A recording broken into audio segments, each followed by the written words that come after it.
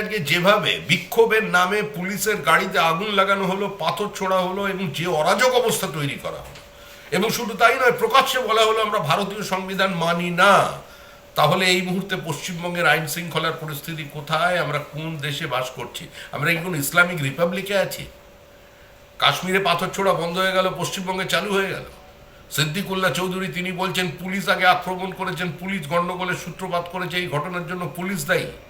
আর তিনি মন্ত্রী, যিনি মন্ত্রী, যার প্রশাসন, তার প্রশাসক পুলিশ, আর সেই পুলিশ আক্রান্ত, তাকে তিনি সমর্থন করছেন। এরপরে কি এই সরকার পশ্চিমবঙ্গে টিকিয়ে রাখবার কোনো প্রয়োজন আছে? আর না হলে মুখ্যমন্ত্রী ছেড়ে দিন, মুখ্যমন্ত্রী ছেড়ে সিদ্দিকুল্লাহ চৌধুরীকে মুখ্যমন্ত্রী বানিয়ে দিন, কারণ ভবিষ্যতে তো ওনারাই চালাবেন মনে হচ্ছে। কিন্তু পশ্চিমবঙ্গের বৃহত্তর জনসমাজ তারাও সংঘবদ্ধ হচ্ছেন, তারাও হিন্দুদের জন্য যে নির্দিষ্ট হোমল্যান্ড তৈরি হয়েছিল 1947 সালের 20শে জুন, সেটাকে রক্ষা করবার জন্য মানুষ কিন্তু এখন বদ্ধপরিকর হয়ে গেছে।